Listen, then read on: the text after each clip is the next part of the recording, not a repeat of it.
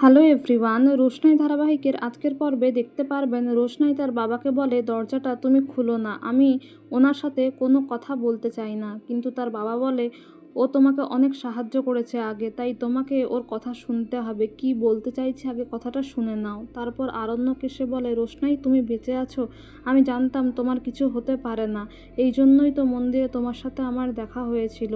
আর তাছাড়া আমি এখানে তোমার সঙ্গে থাকতে চাই। কিন্তু রোশনাই বলে, আজকে আমি যেমন বিপর্যস্ত তেমন গরিমা দিদিও বিপর্যস্ত, আপনি সেখানেই ফিরে যান। আমার বাবার সঙ্গে আমি নতুনভাবে থাকতে চাই, নতুনভাবে বাঁচতে চাই। রোশনাইয়ের এ কথা শুনে বলে আরণ্যক যে, তাহলে কি তোমার জীবনে আমার কোনো অধিকার নেই? রোশনাই বলে, না, আপনি চলে যান। আর এদিকে গরিমার বাবা বলে যে, একই বাড়িতে সুরঙ্গমার সঙ্গে আমি আর থাকতে পারবো না, যেহেতু আমাদের বিয়েটাই বৈধ নয়, তার তো আগের স্বামী রয়েছে, তাই ওকে আমি ডিভোর্স দিতে চাই। এ কথা শুনে সুরঙ্গমা গরিমাকে বলে যে, তোমার বাবা যা বলছে সবটাই মিথ্যে বলছে, আমি কোর্টে যাব, আমি নিজের হয়ে আমি নিজে ফাইট করব, আমি সবটা প্রমাণ করে দেব যে যা কিছু তোমার বাবা বলছে সবটাই মিথ্যা। এর সঙ্গে আরণ্যকও জড়িয়ে আছে। আরণ্যক, রোশনাই আর তার বাবা মিলে প্ল্যান করে আমাকে ফাঁসাতে চাইছে।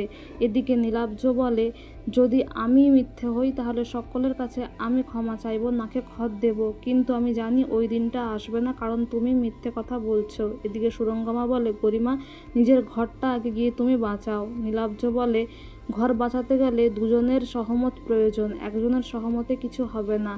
আর বলে, তুমি চাইলে এখানে থাকতে পারো, কিন্তু সেটা গেস্ট হাউসে, আর নয়তো এই বাড়ি থেকে তুমি বেরিয়ে যাও সুরঙ্গমা। এদিকে গরিমা বাড়ি ফিরে এসে আরণ্যককে বলে, তুমি কোথায় গিয়েছিলে? আরণ্যক বলে, আমি সেই কৈফিয়ত তোমাকে দেব না, তোমার কোনো অধিকার নেই আমাকে চার্জ করার।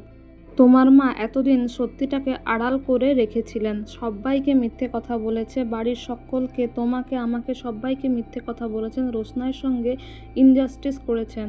সবাই রোশনাইকে পিতৃ পরিচয় নিয়ে কত কথা বলতো, হিউমিলিয়েট করতো, কিন্তু আমরা এখন জেনে গেছি যে তুমি আর রোশনাই একই মায়ের পেটের বোন। রোশনাইয়ের নামটা কিছুতেই অস্বীকার করা যায় না, আমাদের জীবন থেকে এই নামটা কখনো সরে যাবে না। তো বন্ধুরা, এই ছিল আজকের আপডেট।